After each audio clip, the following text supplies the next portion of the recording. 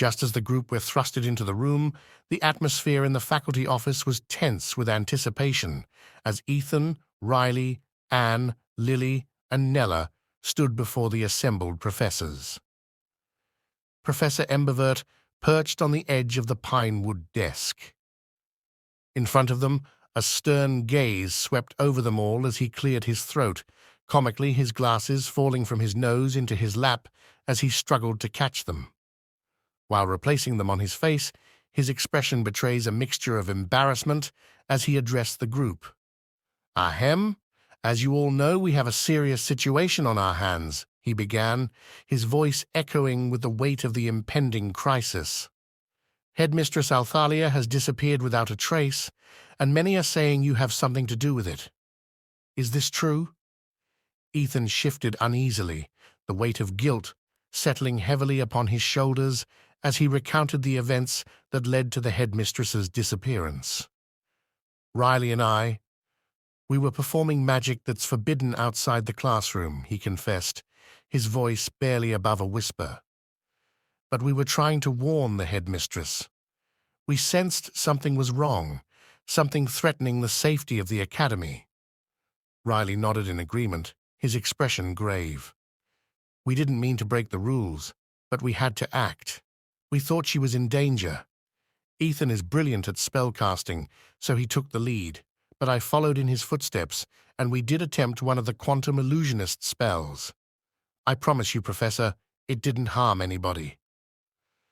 The other professors exchanged solemn glances, their brows upturned in deep contemplation. Professor Shadowspear stepped forward, his voice low and booming. "I think it's more than possible that this isn't just a simple disappearance. There are forces at work here that we may not fully understand. Although I have to say, it does seem this group of misfits and hooligans are at the center of most things. Wrong place at the wrong time." Shadowspear leering over their heads, looking down from under the shade on this hood. "I suppose?"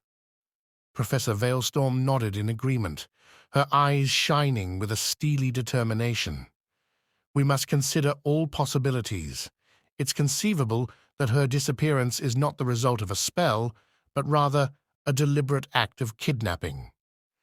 The gravity of the problem hung like a cloud over them as the professors deliberated their next course of action. In the face of uncertainty, they knew that time was of the essence and that they must act swiftly to unravel the mystery that threatened the very foundation of their academy. With determination in their hearts and magic at their fingertips, they would stop at nothing to bring their beloved headmistress home. As the head professors gathered in the dimly lit chamber, they ushered the children out of the way, opening the heavy door that creaked open like a demonic sign. Anticipation hung thick in the air like a shroud. Their footsteps echoed against the ancient stone floor as they approached the center of the room, where a large circular arcane table stood bathed in a soft, ethereal glow. Upon this table lay the object that required all of their attention, the Aurelius map. The map itself was a marvel to behold, a masterpiece of arcane craftsmanship and enchantment. Crafted from a supple parchment-like material, it bore intricate lines and symbols that seemed to shift and dance upon its surface, tracing the contours of the world in exquisite detail. Mountains rose and fell, rivers wound their way across vast expanses, and cities sprawled like intricate webs of light. Looking down from above, you could see the 2D outlines and pictures of those who the map protected, projected on its dusty material. But it was not merely the static depiction of the world that captivated the professors. It was the map's ability to move and shift in real time, reflecting the ebb and flow of events across the land. As they gathered around it, the professors watched in awe as tiny pinpricks of light flared to life, marking the movements of the storms and the emergence of ancient relics lost to the land. The map seemed to possess a life of its own, responding to the will of those who gazed upon it with a knowing intelligence. With a mere thought, The professors could zoom in on a particular region, revealing hidden details and secrets that eluded even the keenest eyes.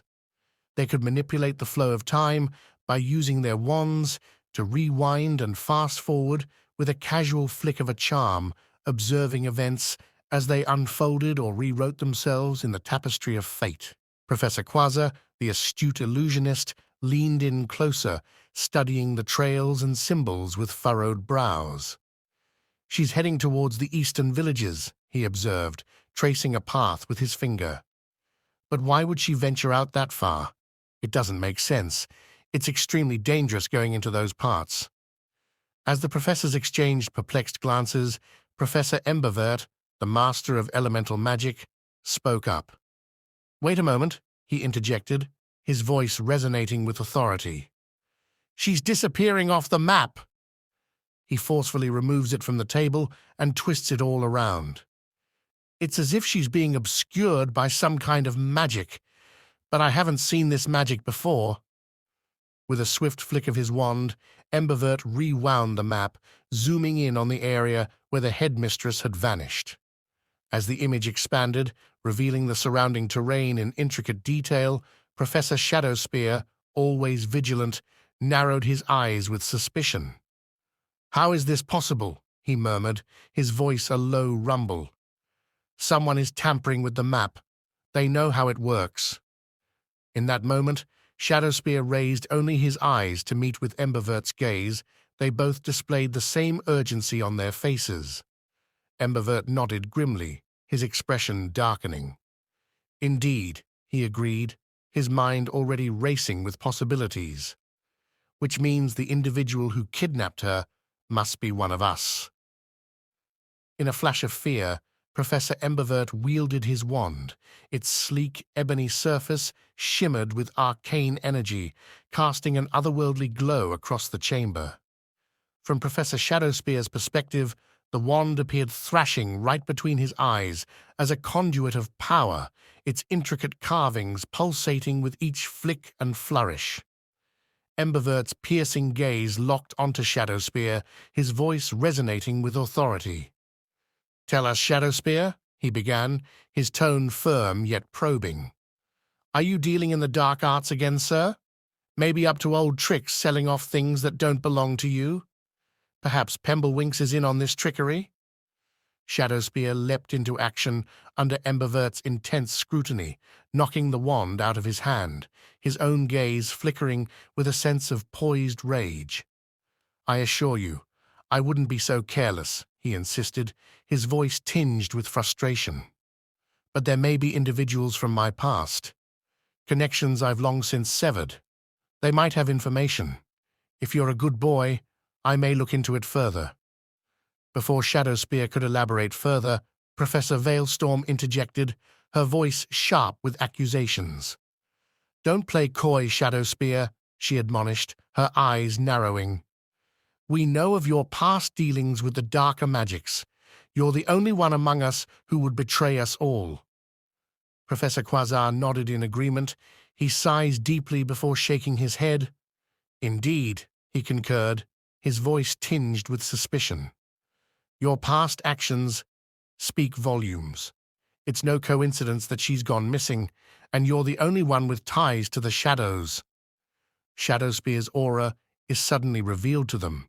He turns to face them, his arms open either side of his body as if trying to prove them wrong.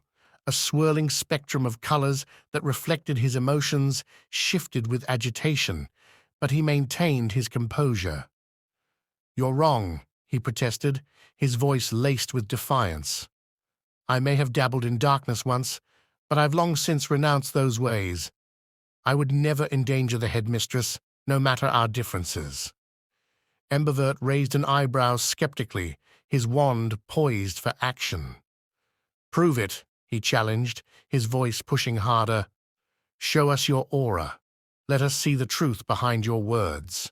With a resigned sigh, Shadowspear closed his eyes, allowing his aura to manifest in a vibrant display of colors.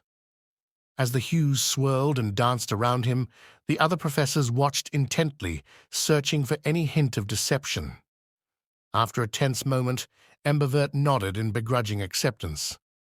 "He speaks the truth," he declared, his voice tinged with reluctant admiration. "Shadowspear may not know the headmistress's exact location, but his intentions are genuine. There's only one person we know who could help us here, and I am reluctant to say the name." With the tension eased, the professors exchanged relieved glances as they readied themselves to depart from the room, united once more in their quest to find the headmistress and bring her safely home. Though suspicions had been raised and doubts lingered, they knew that in the face of adversity, their bonds and loyalty would prevail. A tense silence descended upon the chamber as the professors exchanged wary glances, realization dawning upon them. The hunt for the headmistress had just taken a sinister turn, and they were faced with the chilling prospect that the enemy lurked within their own ranks. With determination etched on their faces, they began to strategize, their minds united in a singular purpose: to rescue their beloved headmistress and thwart the dark forces that sought to tear their world asunder. Meanwhile, beyond the confines of the academy, the dying sun caught every edge of the outer walls of the academy, as the golden rays stretched far and wide, bathing the landscape in a warm, ethereal glow. As the group of friends stepped beyond the wrought iron gates of the Elder Mist Academy, a sense of liberation washed over them, like birds released from their cages. The air outside was crisp and invigorating, carrying with it the faint scent of blooming flowers and distant whispers of the forest. Anne led the way, her steps purposeful yet hesitant, her mind still grappling with the enormity of the moment. Beside her, Riley walked with a newfound sense of ease, his usual guard lowered in the presence of his companions.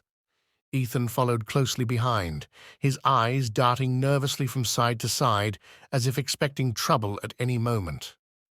Lily brought up the rear, her gentle presence a source of comfort and stability amidst the uncertainty. Nella walked among them, her once imperious demeanor replaced by a quiet humility, her gaze fixed on the horizon where the sun dipped below the horizon in a blaze of fiery hues. As the group of friends approached the ancient stone bridge that spanned a bubbling creek, they paused to take in the breathtaking view before them. The bridge, weathered by centuries of wind and rain, stood as a testament to the resilience of time, its arches gracefully spanning the rushing waters below. Behind them, the towering spires of the Elder Mist Academy loomed in the fading light, a symbol of knowledge and tradition steeped in centuries of history.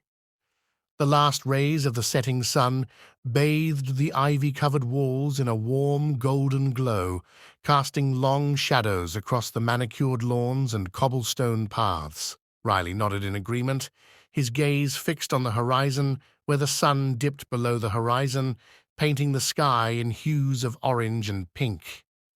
It's good to know that even frenemies need someone on their side. Ethan shifted uncomfortably, memories of Nella's relentless taunting still fresh in his mind. "I never thought I'd be sitting here, having a civil conversation with you," he admitted, his voice tinged with uncertainty. Nella lowered her gaze, her expression contrite. "I know I haven't always been the best person," she began, her voice barely above a whisper. "I let my insecurities and family expectations cloud my judgment, and for that, I am truly sorry." Lily reached out a hand, offering a reassuring squeeze. "We all have our faults and flaws," she offered, her voice gentle yet firm. "But what's important is that we learn from our mistakes and strive to be better." As the last vestiges of daylight faded into twilight, a sense of peace settled over the group, their hearts lighter for having unburdened themselves of past resentments. In the glow of the setting sun, they found solace and strength, ready to face whatever challenges the future held, together as friends and allies. Yet back inside the academy bustled with activity as students and faculty alike gathered in the grand foyer, anticipation hanging heavy in the air like a veil. The massive oak doors stood proud and tall as they swung open.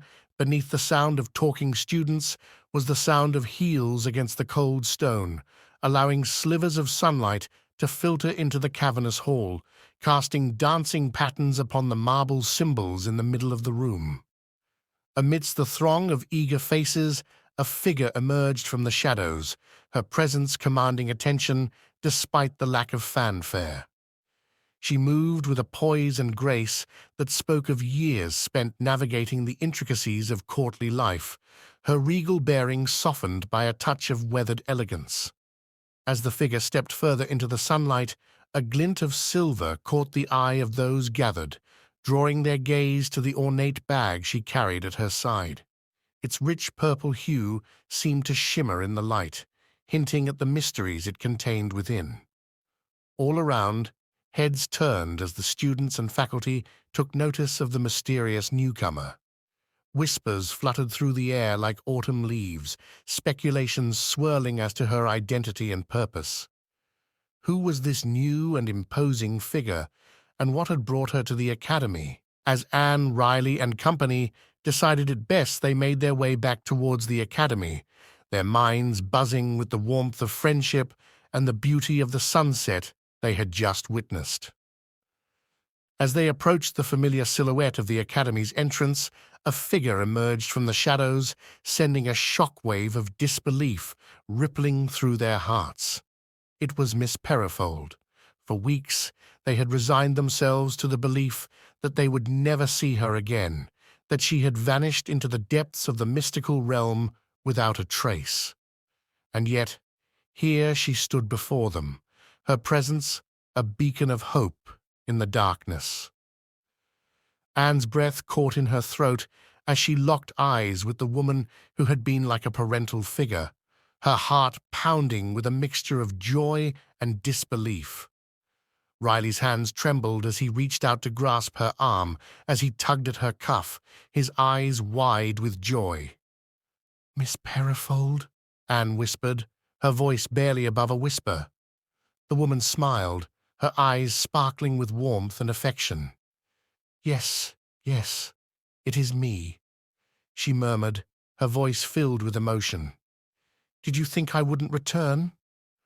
Riley chuckled gently and swept the strands of hair from his eyes.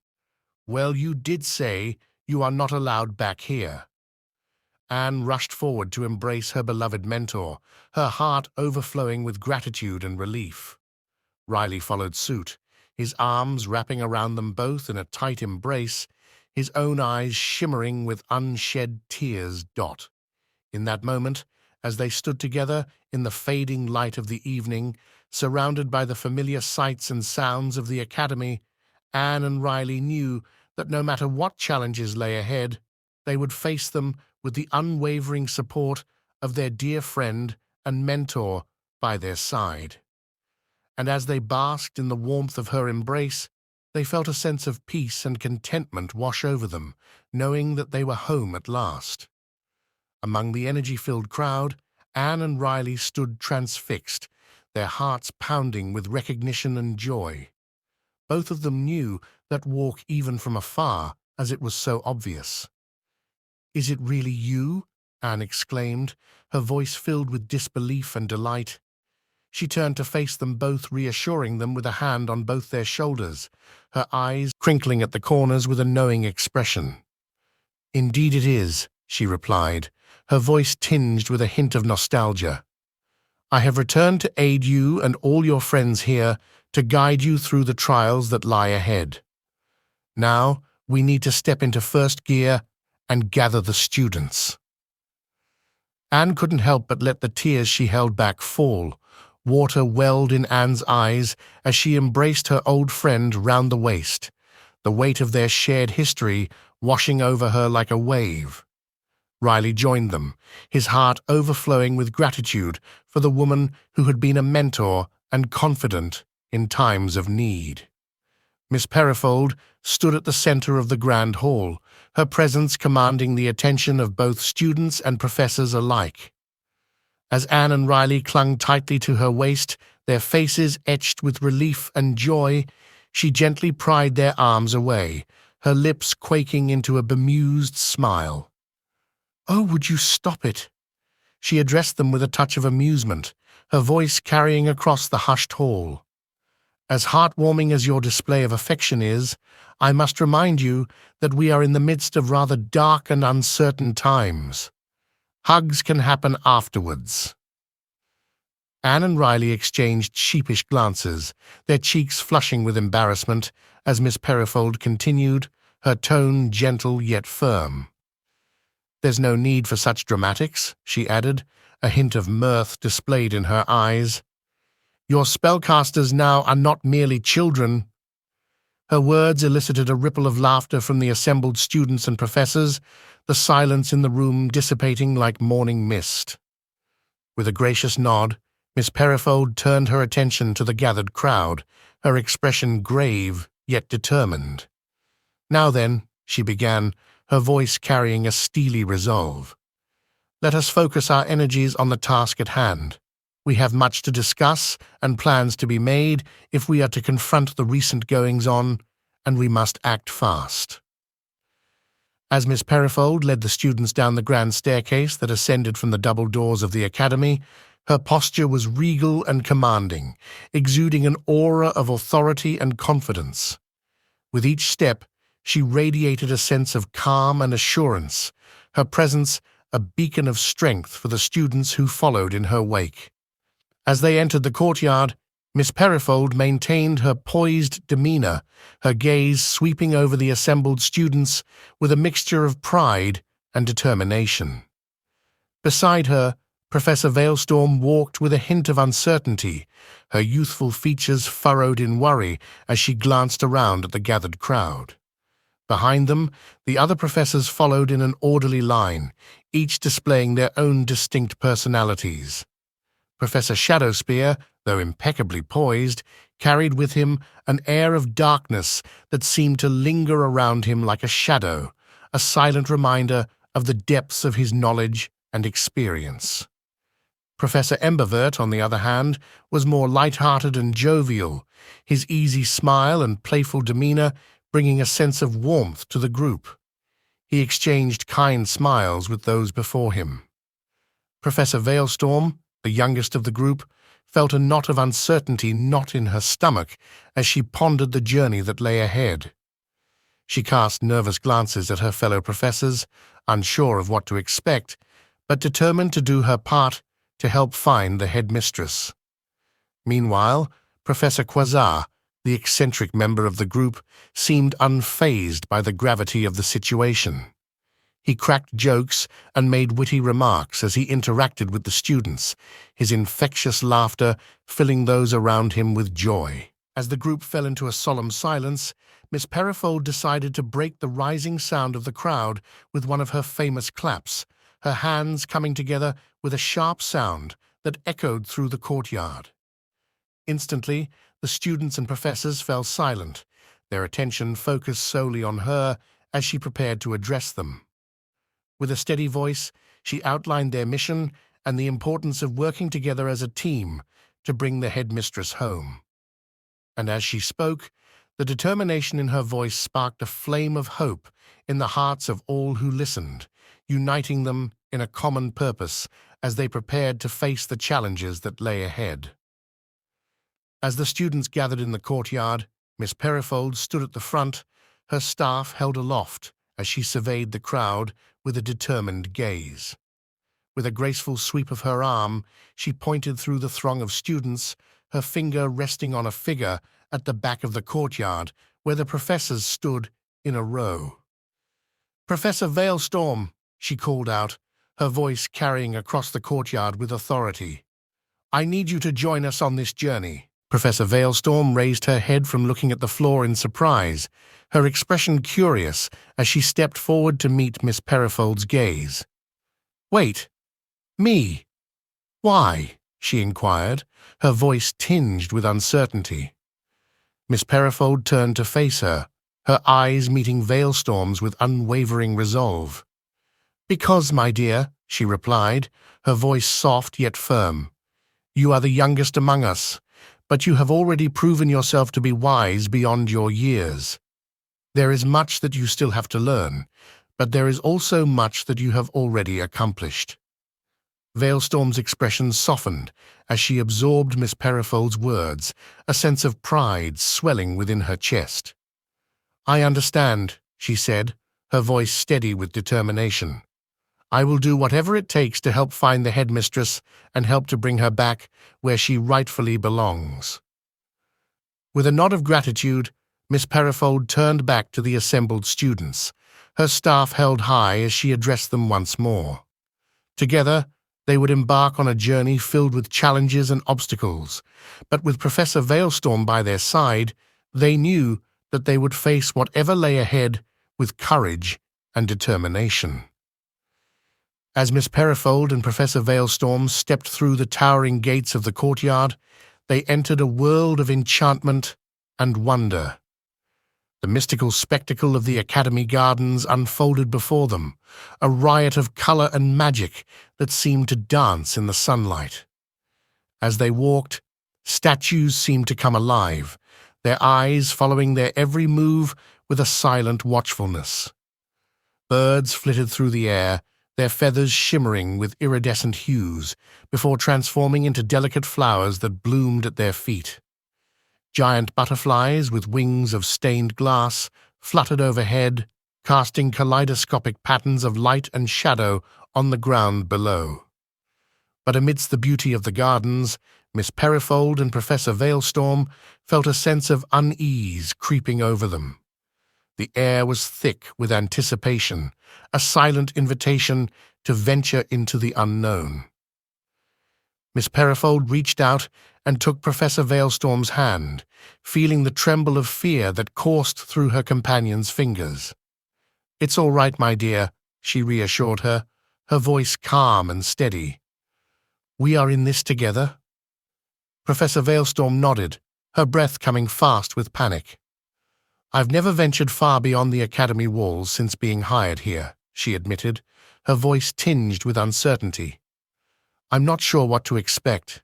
As they gazed out towards the neighboring village of Elder Valley, Miss Perifold felt a surge of determination welling up within her.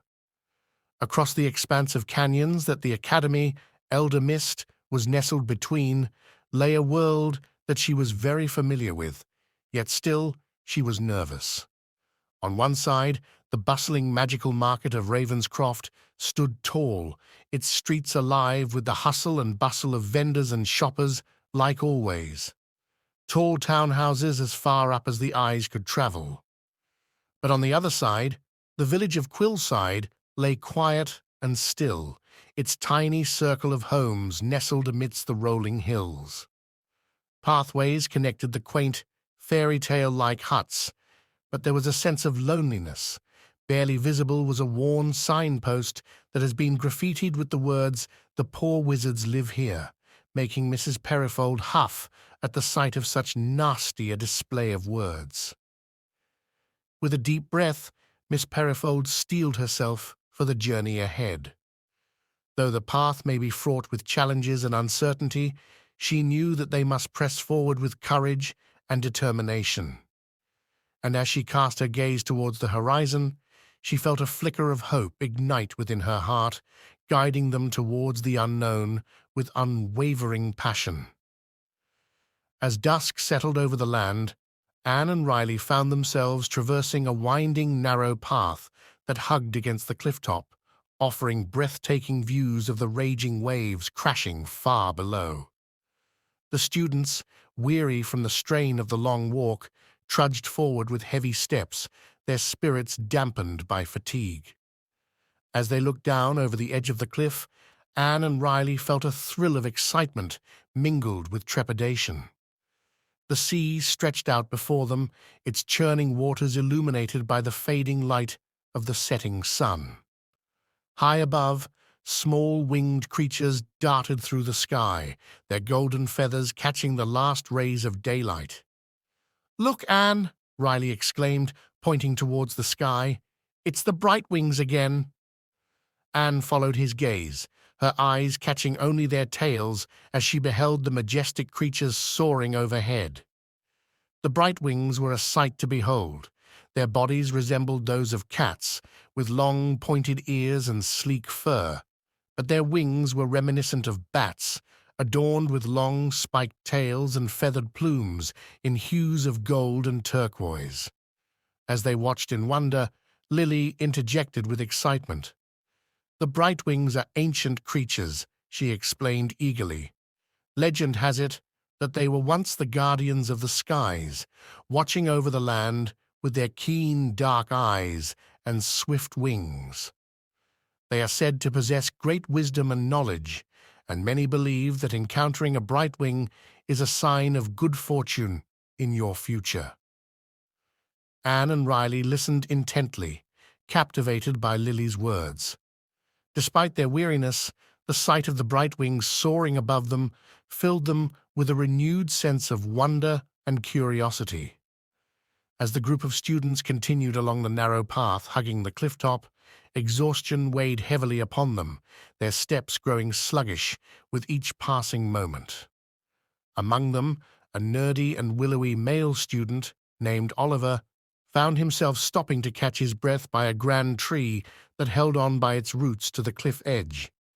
His eyelids drooped with weariness, his limbs heavy with exhaustion, until finally he stumbled forward, his vision blurring as darkness crept in at the edges.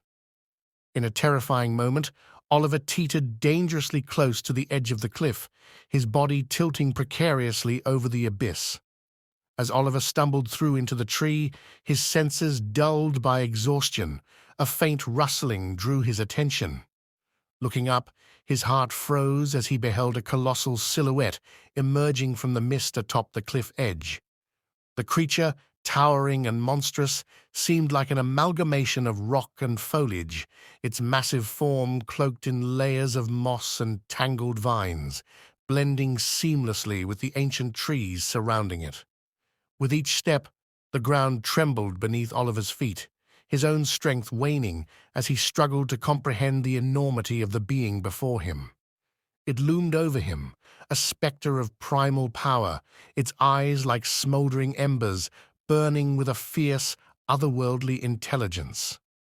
As if roused from a slumber, the giant ogre raised its colossal club, a gnarled piece of bark torn from a towering tree trunk, now wielded with deadly intent. The bark, rough and weathered, bore the scars of countless battles, hinting at the immense strength that the creature possessed. Oliver's vision blurred, his limbs heavy with dread, as he realized the imminent danger. With a deafening roar that echoed through the forest, the ogre swung its club with the force of a landslide, the air vibrating with the sheer power of the blow. Time seemed to slow as Oliver braced himself, his every nerve screaming in terror.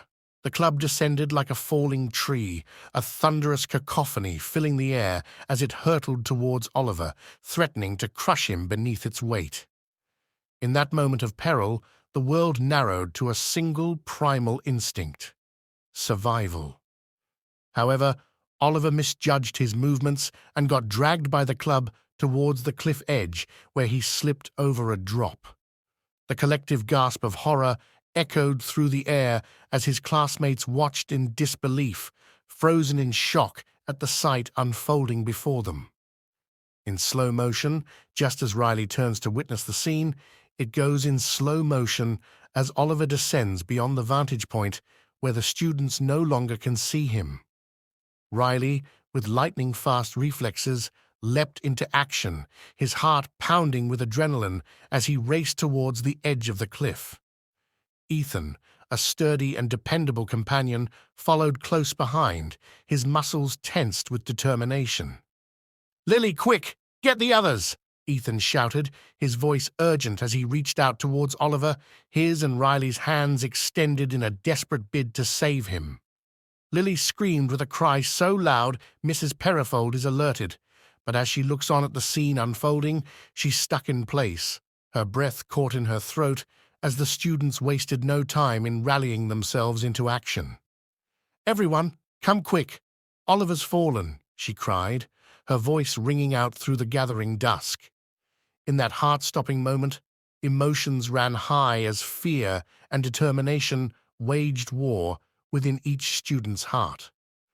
Time seemed to slow as they watched Oliver struggle to grab hold of Riley's outstretched hand, his fingers slipping against the rough rock of the cliff edge. But even in the face of danger, the students put aside their differences and banded together as one.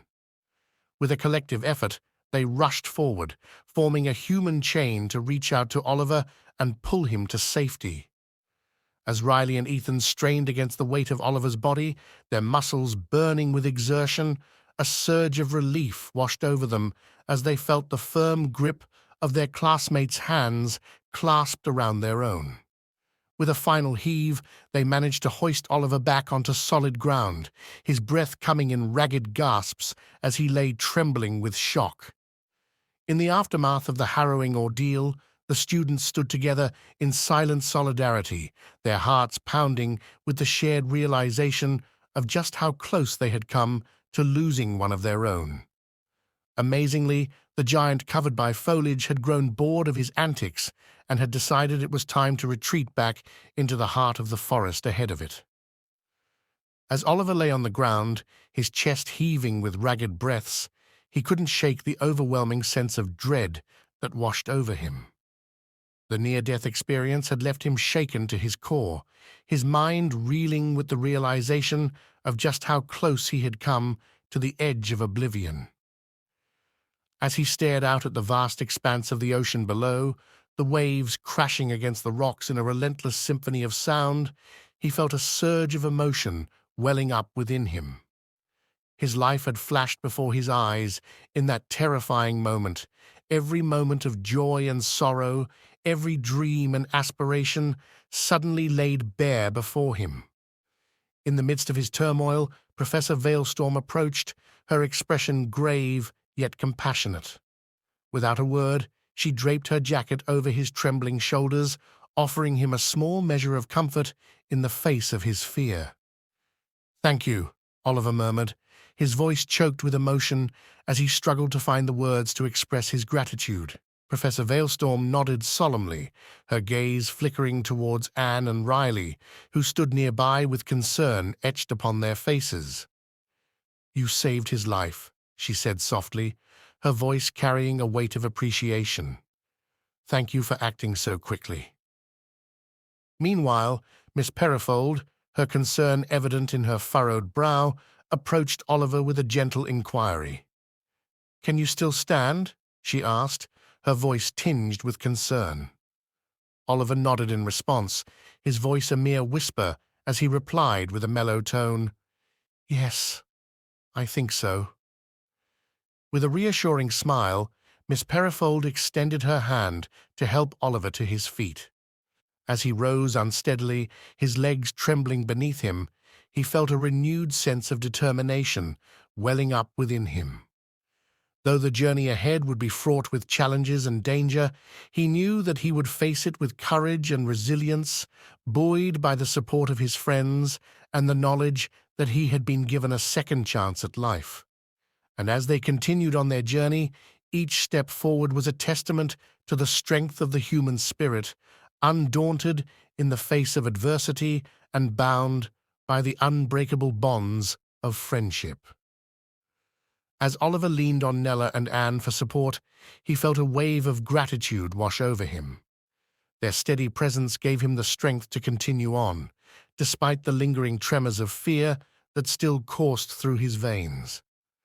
With their help, he managed to navigate the rest of the cliffs, each step forward a testament to their unwavering friendship and support. As they walked, Riley and Ethan fell into step beside him, their voices laced with a comedic flair as they bantered back and forth about the ordeal he had just endured. Despite the gravity of the situation, Oliver couldn't help but chuckle at their antics, grateful for their light-heartedness in the face of danger. "Remind me next time, Oliver, to keep a leash on you, mate." Riley quipped with a grin, earning a playful shove from Ethan. "Hey, at least we got a good story out of it," Ethan retorted, his laughter echoing through the evening air. But as they reached the end of the cliffs and began to descend downwards, their mirth faded into silence as they heard the sound of something unexpected echoing in the distance. Anne and Nella released Oliver as he struggled to break free of them, turning to wait for Ethan, Lily, and Riley as they approached, their expressions alive with the thought of a new experience. "Seriously, guys, thank you. I don't think I can ever repay you all for saving my life. I think I'm okay now. I can just about walk." Oliver's eyes gave them a soft and kind look. "What do you think that sound could be?" Nella asked, her voice barely above a whisper as they peered down on lush canopies below them. Oliver shook his head, his heart pounding with a mixture of fear and excitement. "I'm not sure. It's likely something we're not trained for as usual," he admitted, his voice tinged with uncertainty. "But whatever it is, it can't be as bad as nearly dying." Oliver slowly makes his way down the uneven stones, forming into makeshift steps, and with renewed determination, they all continue onwards, their footsteps echoing through the night as they venture towards the unknown. And as they disappeared into the darkness, Oliver couldn't help but feel a sense of gratitude for the friends who had stood by him through thick and thin, ready to face whatever challenges lay ahead as they embarked on their quest to find the headmistress once more.